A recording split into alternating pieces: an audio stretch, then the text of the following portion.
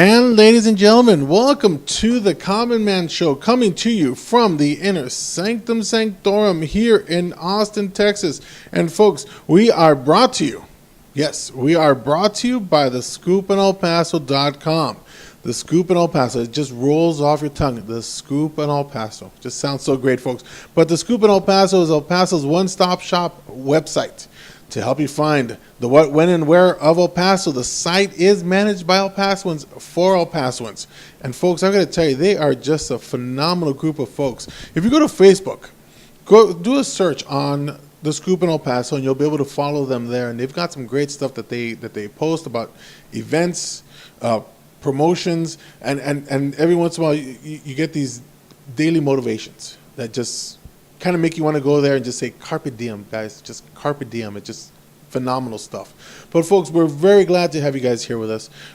We are here coming to you on Ustream, and we are going to be moving these programs. As we said, we have a plethora of different places where you can find this program. Now, you can find us here on Ustream, and we're excited to be here. But you can also find us on YouTube, where we are starting to post these programs on our channel or on our page, and you'll be able to watch the program at any time, day or night, and you can watch the recording that we're going to have. Now, you can also find us on a couple of different venues, folks, where you can find us on SoundCloud, where you hear the audio format. You can also hear the audio format on Stitcher Radio, where we go to Stitcher.com, home of thousands and thousands of different podcasts. And out of those thousands, we're one of them. Folks, let me just put it to you that way.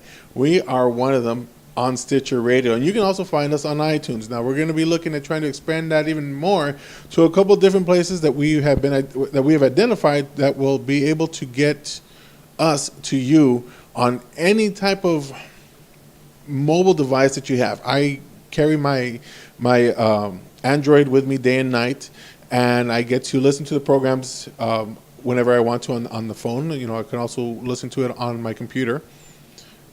But it gives you an option where you can listen or watch the program through your cell phone if you have that capability. And it's just great stuff. But you can find us there. You can also find us in a couple of different areas. You can find us on Facebook, facebook.com/The Common Man Show, or do a search of The Common Man Show, and you're going to find the logo that you see at the beginning of each and every single program right there. And you'll be able to follow us as we do conservative talk from the common man perspective. You can also find us on Twitter, twitter.com/Gabriel Nila, which is your host, me. And you'll be able to follow me there as we talk about anything and everything and under the sun that we can bring up. Conservative talk, or whatever you want to talk about on Twitter. And it's something that I'm trying to get myself a little bit more involved with on the Twitter side. Like I said before, and I think I said this last week, I'm kind of on the fence on being able to do a lot of stuff on there. Now, we do post a lot of stuff. We do post when we do programs and a couple of other items of interest. And we, have them there whenever we can. But I'm still waiting to jump and be able to do what we need to do on Twitter so that we can get to you in the Twitterverse, if you will. Now, folks, we've got a lot that we want to talk about, and we want to go ahead and get this program started right away. Here's what we want to talk about, folks.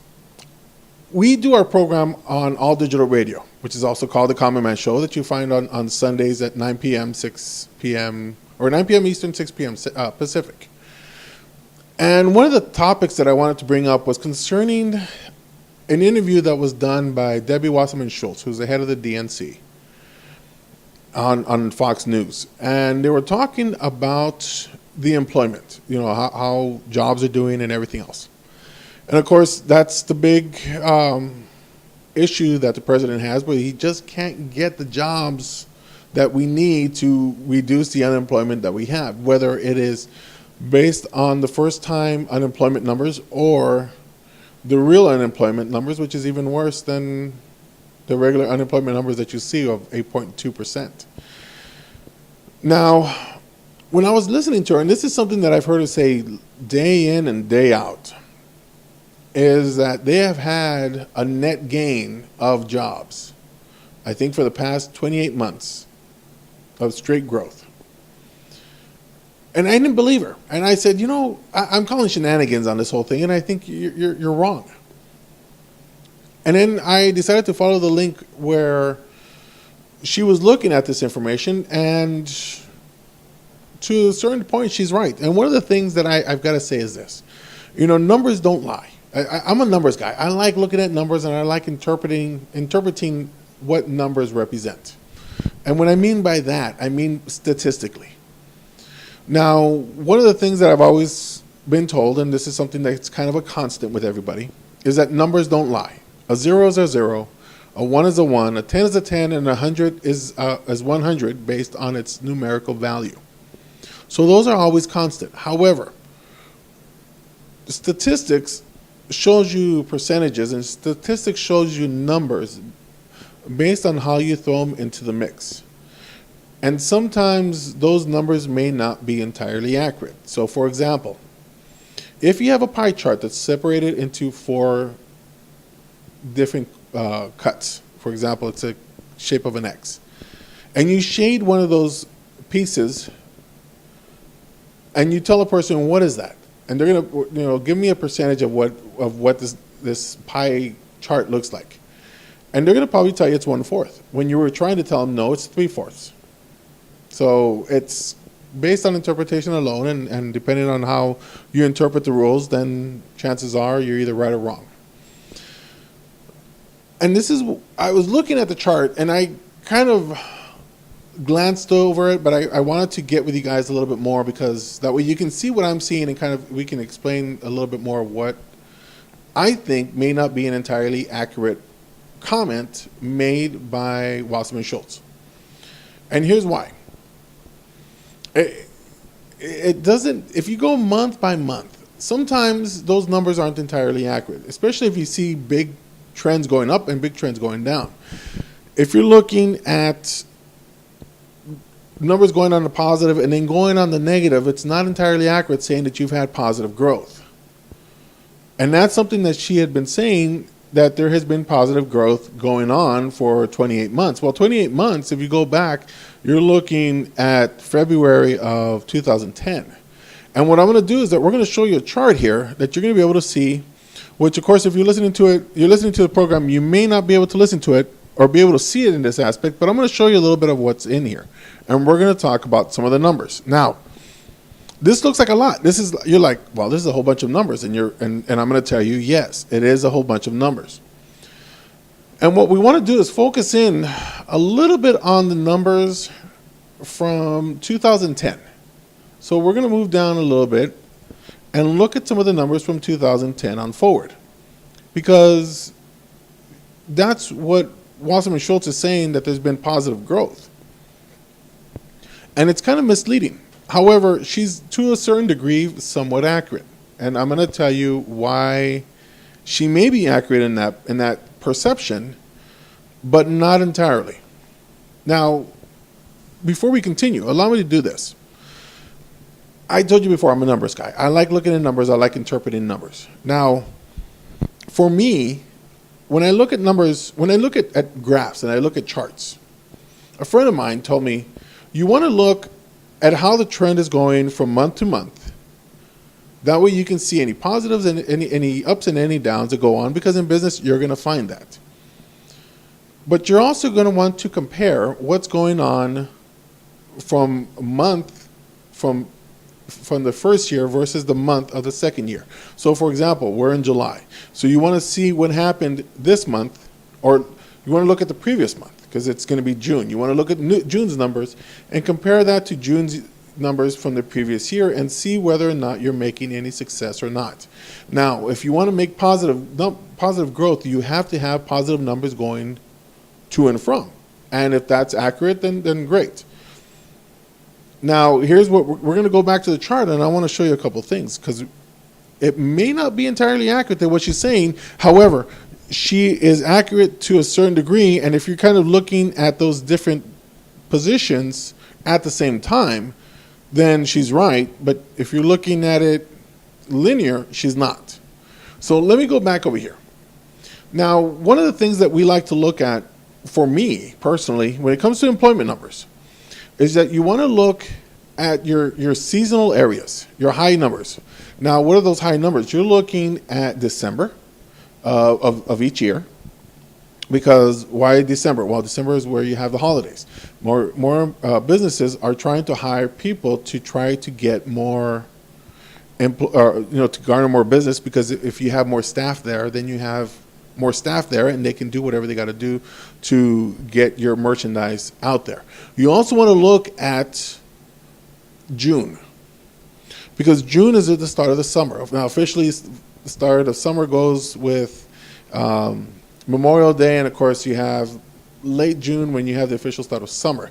But when you're looking at months, you want to look at June to see if there's an increase. Why do we say that? Well, most kids are out of school, and they're doing what they can to find a summertime job to help do whatever.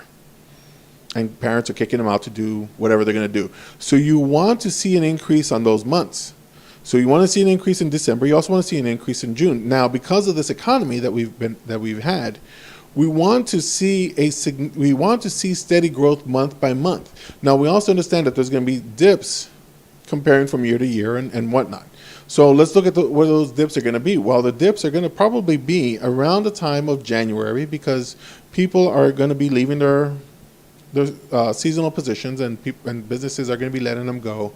And then, of course, you look at September, because the kids are going back to school. So you will see some ebb and flow. Now, keep in mind, I look at numbers just because my job allows me to. I get to look at, kind of compare stuff and see how trends go. I cannot tell you right now. I can safely tell you this. Let me just put it to you this way. I can safely tell you this. By no stretch of the word, am I that knowledgeable or that proficient when it comes to the labor force numbers. I'm just like you. Okay, I look at the numbers, I kind of give my own interpretation of what's in there, and I say it's good or it's bad or something may be wrong. And that's just me, because like I said, I don't do this for a living. I don't look at statistics in this regard. I look at things in a bigger picture sometimes, and sometimes it's always good to actually physically see the numbers to give you a better understanding of what our politicians are telling us as being accurate or inaccurate. And I'm going to tell you right now that some of the stuff is going to be inaccurate of what Debbie Wasserman Schultz is saying and what they're going to be promoting on the advertisements that you see now and possibly other stuff. So going back to the chart, she's saying that we've had 28 straight months of positive growth. Now, if we're looking at the 28 months, we're here in June, and we go back 24 months, and we're probably going around February of 2010. Well, let's look at February 2010. Now, the numbers that we're going to see here are going to be based on net. So it's the jobs that have been gained for that month versus the jobs that have been lost. And you kind of look at the numbers and you subtract the numbers and do whatever it's going to be. The numbers that you're going to see on this chart are going to be based on thousands. So, for example, in February of 2010, you had negative 35. Well, they're saying that we lost overall as a net 35,000 jobs. Well, that's not always good. But then we go into March and we see an increase, and we see a significant increase of 189,000 jobs that were gained during that time. And then it goes up a little bit more until we hit June, and now we see a negative number. We go from May, which is 516, to negative 167. And these are in the thousands, folks. So you're looking at this and they're saying, well, it's not, if you look at it in a linear standpoint, from month to month, you're seeing, well, there's a drop. That ain't positive. That ain't positive flow. Here's what they're going to argue. Well, if you look at June's numbers from 2009, which there was a negative 482,000 jobs lost, and then we went to a negative 167,000 jobs lost. Well, that's a gain for us because we've actually gained some numbers there. And then you move up forward and you say, okay, we have July, where we had an increase of negative 58,000 as compared to 167,000. Then you have 51,000 versus negative 58, and it moves up. And then you go into October of 2010 and you have a big increase where you have 220,000 jobs, and then it drops down to 121. And you're looking at this and you're like, okay, 121 is less than 220. Well, here's what they're going to say. There's positive movement. We're adding more stuff per month, which to their benefit they are.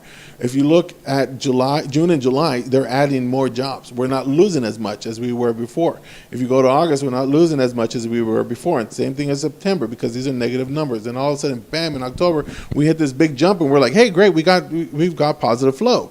And then you look at November and there's 121,000 jobs that were net created. Then they're going to say, great, we've got jobs coming in there. Now, is it based on your perception? Well, yeah, that's a good thing, because we're adding more jobs. Now, is it more than 220,000? No. But if you're looking at it from the perspective of saying we're adding more jobs, then that's a good thing. Okay, so you look at those numbers, and of course, you look at December of 2010, and there wasn't that many jobs that were created. So it kind of blows out my whole theory. Now, keep in mind that we had some issues still in 2010, where in spite of what my goodness, the stimulus package was supposed to do, it didn't do what it was supposed to do during that time, and we still had some consumer confidence that was down. And then, of course, we go into January 2011, and it's still down, but then we got an increase in February. Now, why did we get an increase in February? Honestly, I don't know. But we had an increase in March and in April, and then we had a drop. But they're saying, hey, guess what? We still have positive numbers. It's not negative. It's still going down, but it's not negative.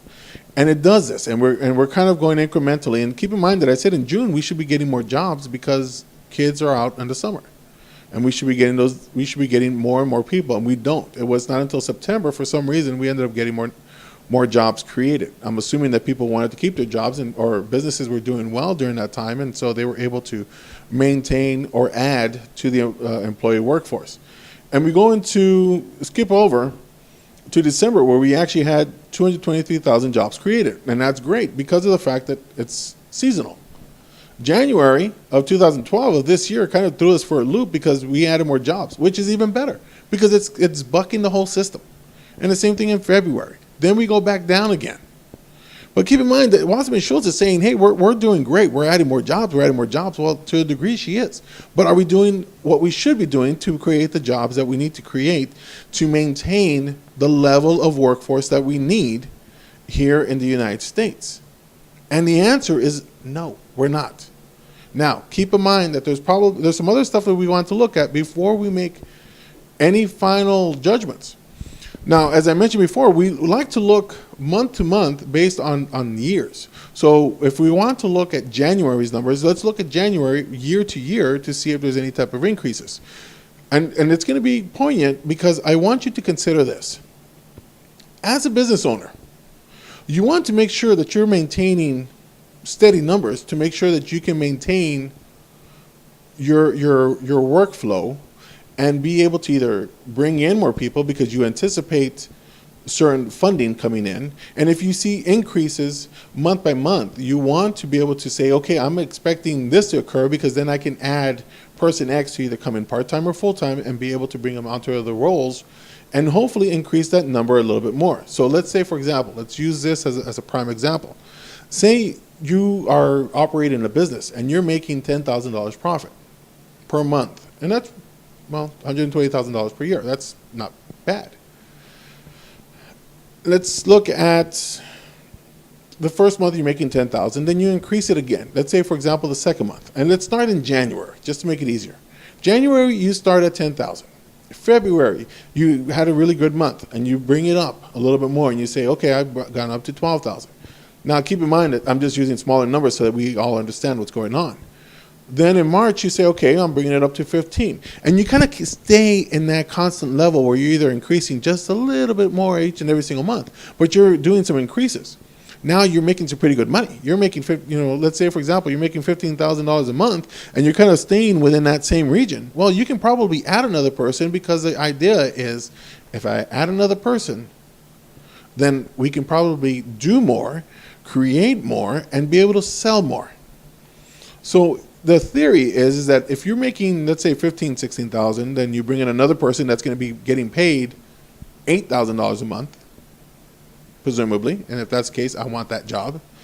The goal is that if he's making $8,000, I'm making, or he's making $6,000 a month, which I still would love that job, and I'm making a little bit more than that, then the theory is that I should be getting more money because this person's going to be adding more. So let's say, for example, the theory is that if we add another person, we can presume that the following month we should be making 25,000 because this person's working his ass off, or his or her ass off, to try to do what they can to make the money grow. Now, if that's the case, that's beautiful. That's a beautiful thing because you're adding more. And if the trend continues, you can add more to it. And you can add more to it if the trend continues.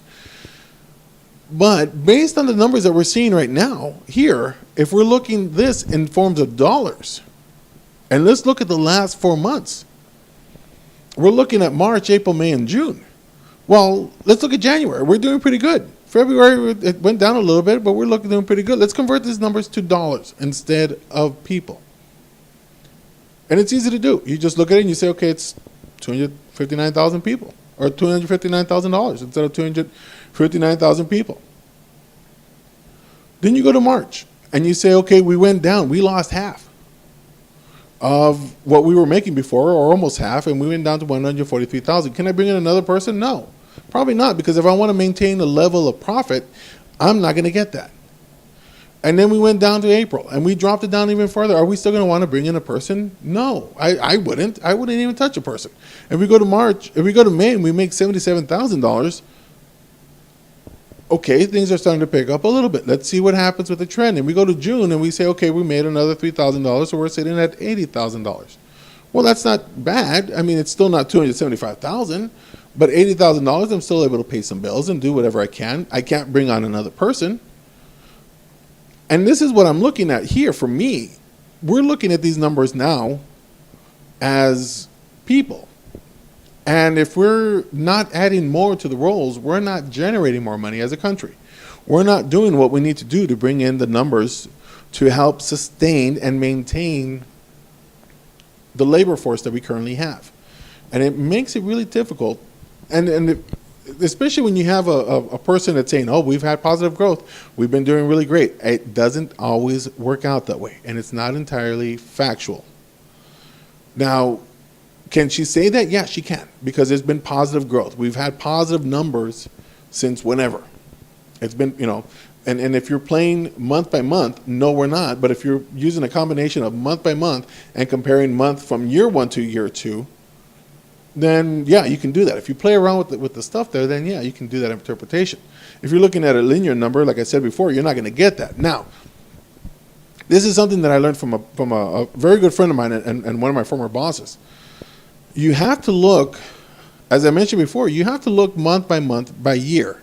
So let's say, for example, let's go back from 2010 into 2012. In January, we were at a negative number, and then we started incrementally going up, which is a good thing.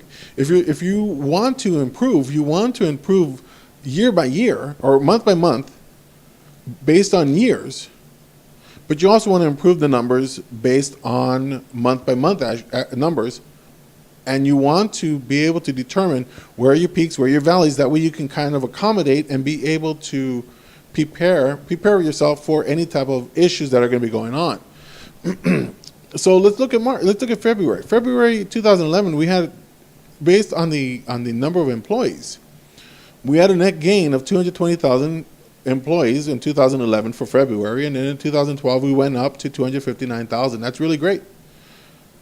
March March of 2011 we went from 246,000 and then down to 143,000 in 2012. Well, that's not good. Okay, that's not a good thing to do because you want to keep the numbers increasing.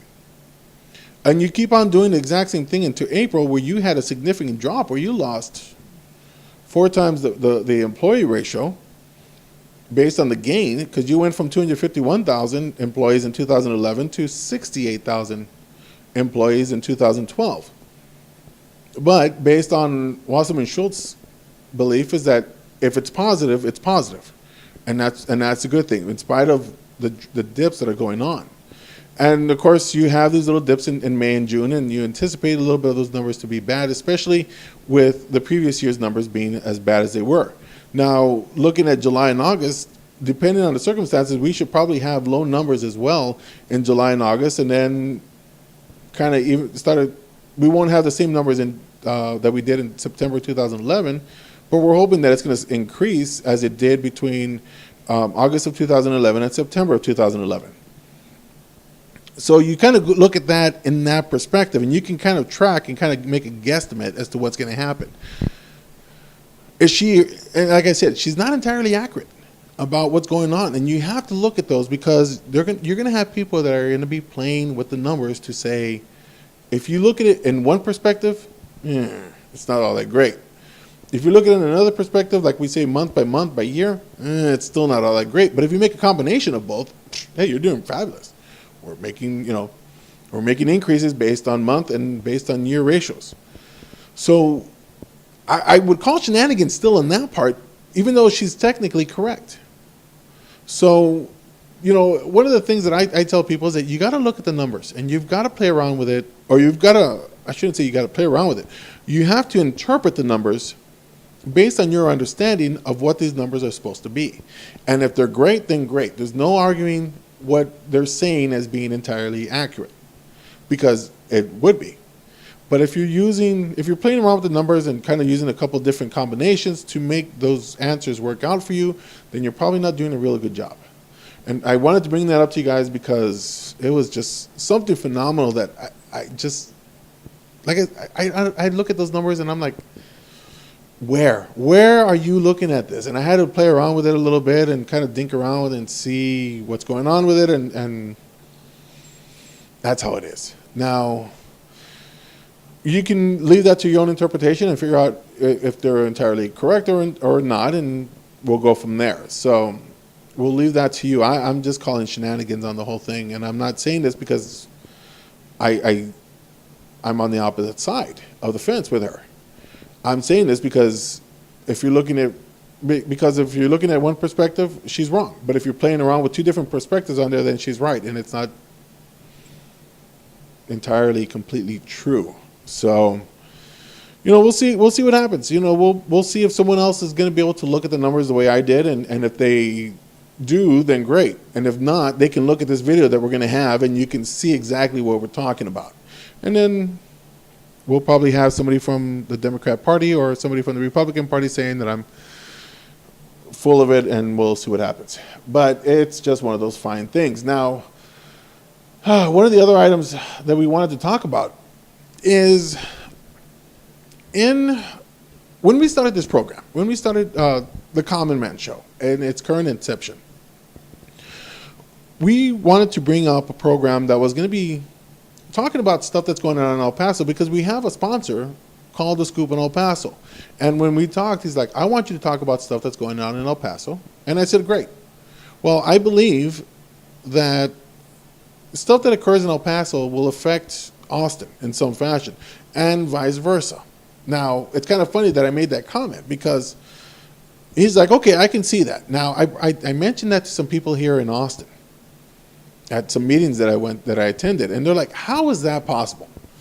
And so going back, I was able to tell them, okay, we got some stuff that's going on over here, when it came to the education, that's affecting now over there, and we got some other stuff over there in El Paso that's kind of affecting stuff over here, and we got this whole political scandal that's going on, and we may have something coming up here in Austin very soon. Now, how soon, I have no idea, to be honest with you. But there's kind of some rumblings of some stuff that may be going on, and we'll kind of keep our ears open to see what's happening. And if it happens, then we can say, yeah, here's another example of stuff that happens in El Paso kind of trickles over this way. But one of the things that's kind of consistent, this is kind of a unique analogy that I was able to determine this week. We had some pretty good rainfall. We've been dry here in Austin and dry in El Paso, and El Paso had some pretty great rainfall. And if you go to Facebook on KTSM's fan page, and I think KVIA and KFOX, they had some pretty gnarly pictures of some really good flash flooding that occurred. And it's kind of typical, especially in some of the rural areas, or some of the areas that, for one reason or another, didn't probably get the right type of drainage that's needed. Now, here in Austin, we have the same issue. In fact, we had some pretty bad stuff that went on in the surrounding areas of Austin where we had some pretty bad flash floods, especially on this day. And I'm like, it's no matter how much you try to separate them, there's still going to be some commonalities between the two places. And if we were to go to Dallas, we'd probably find similar situations. But it was just phenomenal just hearing that stuff. And I'm like, that ain't supposed to happen here. I thought this was supposed to be a lot better. Well, it's same place, same thing, same scenario. We got some issues. And so I wanted to bring that up because I thought it was an interesting situation that occurred. Now, staying in El Paso, and the topics of El Paso, folks, I remember a time a few months back. I was watching TV, and this is before my change here to Austin in February. I remember a time where we had a report, I think, on KFOX. And I'd probably have to find it just to verify it. But there was a report about some people that were playing soccer, or that wanted to play soccer or play some sport on one of the public fields that's paid by taxpayer money and kept by taxpayer money. And in the discussion, there was the individuals that wanted to go play the sporting event, and I believe it was soccer. And the groundskeepers from this public property said, no, I'm sorry, we can't do this because, one, you may not have a designated time, and two, even if you didn't have a designated time or reserved time, we can't let you play on here because we got to keep the grass green. True story. True comment on there, and we're like, wow, that's pretty messed up. That's some pretty screwed up stuff. Now, even in some parts of El Paso, they didn't have green grass. They had dirt, and it made it uncomfortable and rather difficult to play soccer. City Council yesterday, on Tuesday, has decided that they want to bring to the public a desire to build a sports complex on the east side because they've identified 11,000 people that play soccer, and those people need a place to play because there's nothing on the east side. And I'm not entirely sure if that's accurate because, like I said, there was an article that went on, there was a story that occurred, and we had those situations, and I wouldn't think, why in the world would you want to build a sports complex to accommodate soccer players when we got the fields out there? Now, we also have a sports complex out there that is sitting out there that I believe was supposed to be for baseball, and for all intents and purposes can be easily converted to maintain soccer fields. Because, like, if you go to Coronado High School, you've got some fields out there that are not only used by soccer players, but it's also used by football players. So why can't those be converted? Because I can guarantee you that it's going to be a lot cheaper than spending the God knows however many millions of dollars that it's going to take. Now, the other thing that's also intriguing about this part is that they're bringing it to the people. However, if memory serves me correctly, in 2011. We had I want to say 2011, that could be 2010, but this was in May, where we had a constitutional amendment vote of 10 items in particular.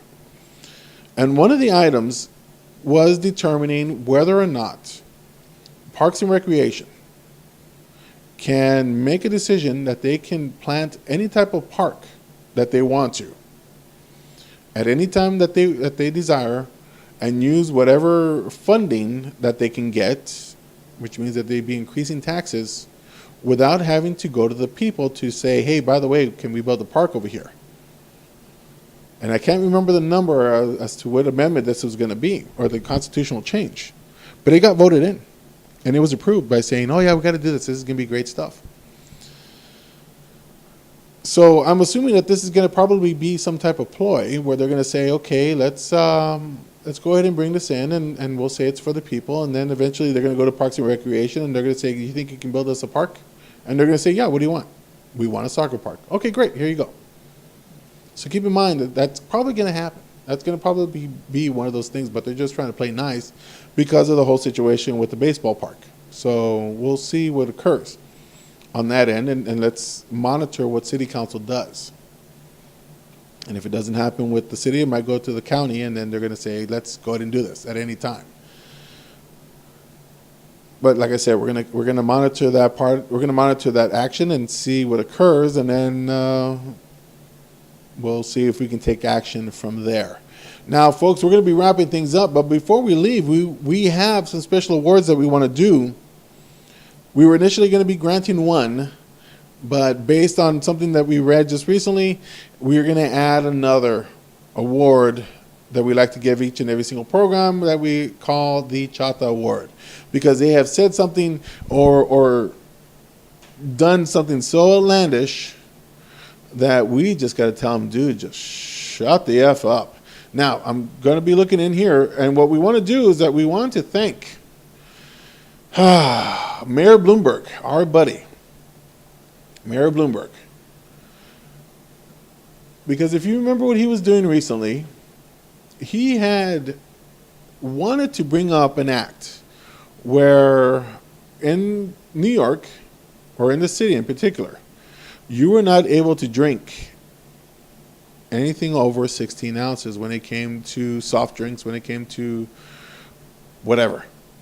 You know, anything that was like a soda, coffee, or nice tasty beverage, you couldn't get more than 16 ounces because they were going to ban those containers. And people were enraged. People were upset because people were feeling that they had a right to do that. And it didn't make a lot of positive flow in that regards. And of course, it didn't work out. And what occurred was this. You know, Bloomberg got a little upset and he's like, well, fine. You know, you guys don't want to do this. I'm going to take my ball and go home. And essentially what he said is that if people want to kill themselves, then they have that right to do it. And I just got to say, really? So just because you can't have everybody play the way you want them to play, you're going to tell them, okay, go die. Go die because you're going to drink your soda. Go die because you're going to drink that big old can of beer. You're going to want to do that to yourself. And it's like, just shut up. You know, we have been given the opportunity to make a choice as to whether or not we want to eat healthy or not. We have been given a choice as to whether or not the items that marketing has given us and that you have profited probably from or endorsed in some fashion, we have an option to say, hey, whether or not we want to take it. And for you now to start crying over spilled milk because you're not going to get what you want is asinine. So to my buddy, Mayor Bloomberg, just please shut the F up, okay? You made the decision. It didn't work. Okay, say fine. All right. The people have spoken. We're not going to be moving forward. And that's all you have to say. That's all you have to say and be done with it. What a knucklehead. Now, the other one is also going to my buddy, Vice President Joe Biden. And why are we bringing up Joe Biden today? Well, here's why we're bringing up Joe Biden. In a recent conversation that he had with a group of Hispanics, and I believe it's for La Raza, he made a comment that's kind of contradictory in terms with himself, because in some occasions he says, well, I'm just like you guys. I'm middle class. I'm just like you. And then he tells other people, well, I'm not like you. And we kind of tracked that here on this program, and we've posted some stuff on Facebook, and a few other places have posted those contradictions as well. Here's what he did. In talking to this group of Hispanic people or Latino people, however you want to call it, he told a story of when he was living in Delaware, I believe, or in Maryland. Maryland, I apologize, in Scranton, in his hometown, where he was in a middle-class family in a 3-bedroom house. And in the discussion, he says, well, in that 3-bedroom house, the walls were paper thin. And I got to tell you, I don't know how my parents did it, but they ended up having more kids. And people were kind of laughing, and they're like, oh, that's kind of funny, And then he looks at them and he's like, well, you know what I'm talking about, right, guys? You know what I'm talking about. And the implication was saying, the walls were so paper thin, how can you tell that your parents weren't doing the horizontal hoochie coochie? And it boggled my mind because I'm like, you like to claim that you're middle class, and then you like to claim that you're not middle class, but you're not. You may have grown up from there, but you have moved to a different location to where you're now upper class. You still claim that you're still middle class, but when you're making between 250,000 and $500,000 a year, you're not.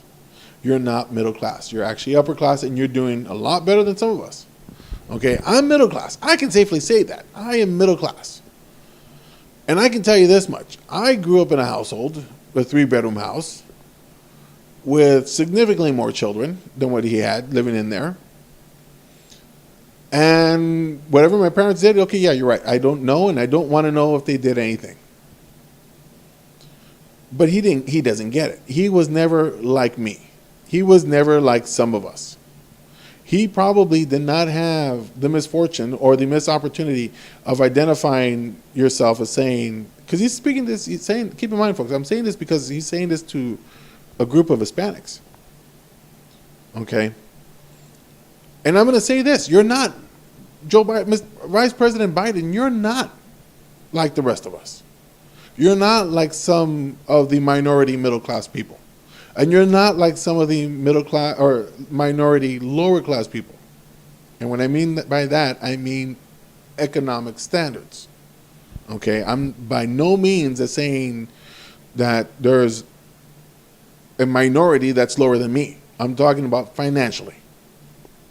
But I can tell you this, I can almost guarantee you that the vice president never had to worry about what type of food he was going to eat, and ensuring or saying, well, you know, when we ate, we had beans and rice. We had sopa and frijoles for breakfast, lunch, and dinner, or that was our main meal. He probably never had to deal with that. He never had to deal as to creating innovative new ways to bring up different sandwiches because there was nothing else there to eat, or trying to find something sweet and being able to get rid of that craving of something sweet and thinking that you can eat creamer packets, if you will, or just eating sugar just because you want to get rid of that sweet taste in your mouth that you desire. You probably never had to deal with that. And I know people that have. And they're middle class. And they grew up in a middle class family. And they are nowhere near like you. And to be able to think that you can identify with those individuals is asinine. Because now, and the way you like to identify yourself, if you think that you're middle class, you're not.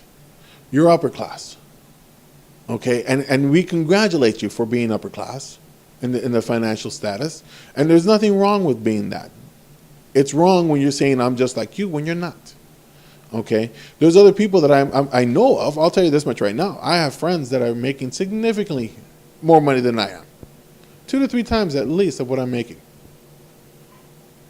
And they remember that part, but they don't say, hey, I'm middle class just like you. No, they're doing well and they're happy about that part. But they don't say, hey, I'm middle class. Hey, I'm just like you, buddy. I'm just like you because, we're in the same boat. No, they know differently. They know better. So and let me add this part before I even say that. I'm not angry about that. There's no way I'm angry about that part. I congratulate them for being where they're at because it's good. It's a good thing to be able to say, I know people that are in this status and it's phenomenal and it's beautiful. Okay, because it gives me a way to learn on how I can be just like them and be able to move up just like them. And and I can learn from my friends, I can learn from other people, and I can learn from Vice President Biden about what he did to become where he's at. But to identify yourself in that fashion is wrong. So to my buddy Joe Biden, I'd like to congratulate you and tell you to shut the F up. Here's your Chata Award. So, folks, we're going to go ahead and wrap things up. We've got some unique sounds going in here, and we're going to go ahead and identify what's going on over there here in the inner sanctum sanctorum. But, folks, we want to thank you again for spending time with us here. And, of course, we want to thank our sponsor, folks, thescoopinelpaso.com. Why? Because they are the one-stop website to help you find out the what, when, and where of El Paso. Folks, you can find us here on Ustream. You can find us on YouTube. You can also find us on iTunes, SoundCloud, Stitcher Radio. And we're probably going to be finding out that you're going to be able to find us in many more places. So stay tuned with because we've got some innovative meetings going on. And folks, we have a special announcement also. We are going on the road next week. We're going back home. We're going back home to El Paso. And we're going to be doing a special program on location in El Paso. We haven't identified where it's going to be yet, but once we do, we will let you know where it's going to be. Folks, this is Gabriel Nila from the Common Man Show. Thank you for being with us here. And folks, we will see you guys actually Sunday. We will see you guys Sunday on All Digital Radio. You guys take care.